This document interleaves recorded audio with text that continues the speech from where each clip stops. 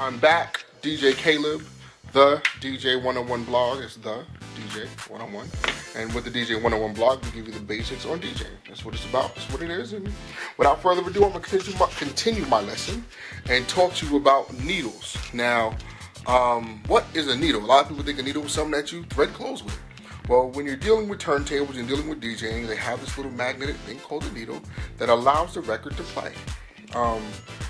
What I recommend to anybody who is going to be a turntable DJ, meaning if you're going to actually go out and do what I did, buy turntables and use that, I would recommend that you get a needle case. That's this blue thing right here. I broke my needles and they are very expensive. Because I didn't have this needle case, I used to use a watch case.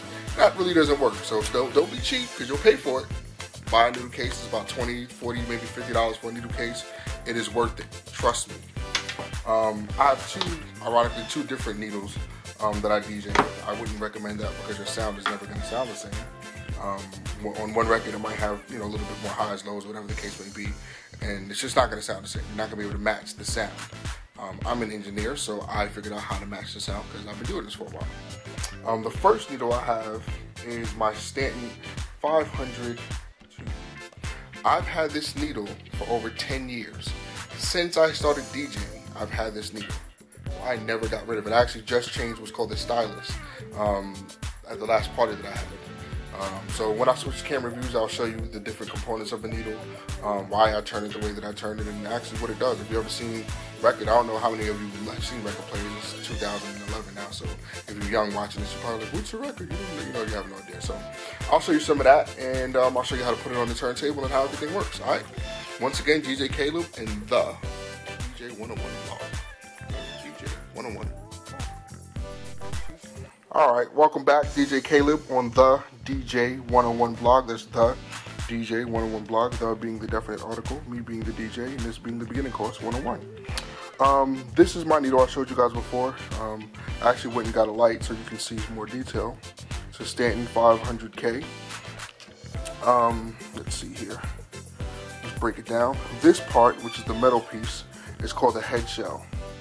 You take the head shell, and then you take the needle, which is the head or the needle, this is the head, I would say.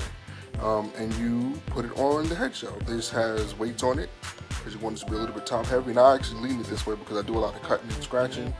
And a lot of times when you point it forward, the record actually skips because you're just a little bit too much friction for it. So this way it grips the record a little bit better. And I also did it because the first DJ that taught me did it that way as also. This is the arms where you put your finger at to place the record down here. I'm not exactly sure what this part is called, but this is what you plug into your turntable to actually connect it and make it play. These four things, if you notice, is for I guess buttons, and this is the wires. It's left, right, and I think it's like highs and lows or something like that. There's actually or positives and negatives. You can't really see it on here because my camera's horrible. But in any event, this is your head. And this is your needle or your stylus. And my stylus is a 500 Stanton. I like Stanton because they last long. And again, I had this needle for 11 years, this being 2011. The other needle that I use is more of a standard. When you buy needles or heads, I can't even get it out now. You can buy whatever head shell you want. Like this is a Stanton head shell that I purchased, and then I put a Shure MM4-7. That's what it says. M447, which is when I got Serato, they said this was the best needle to get.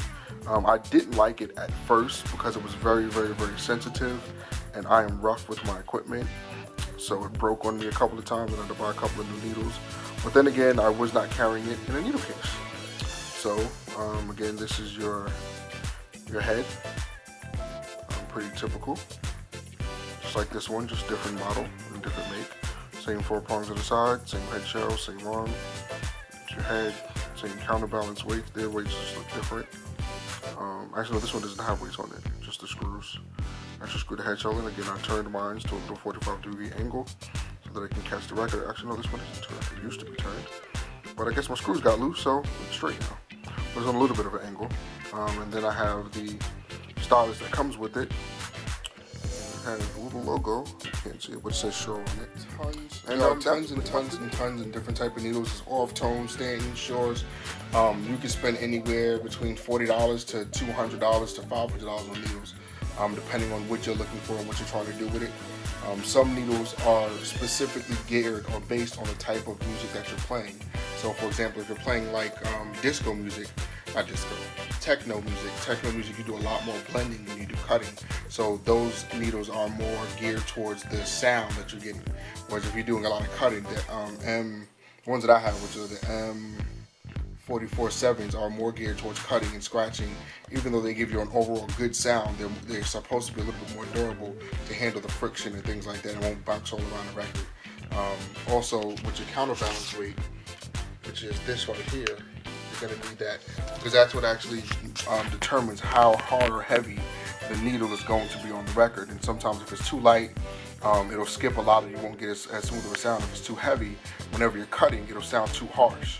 So you want to add a medium rate. I put mine pretty much in the middle, so that you can get the type of sound and it doesn't mess up while you're cutting and scratching and doing the different things that you do. The next thing I'll show you is record, and I'll show you the grooves of the record that I was talking to you about before, which is the disc that makes me a disc and a DJ.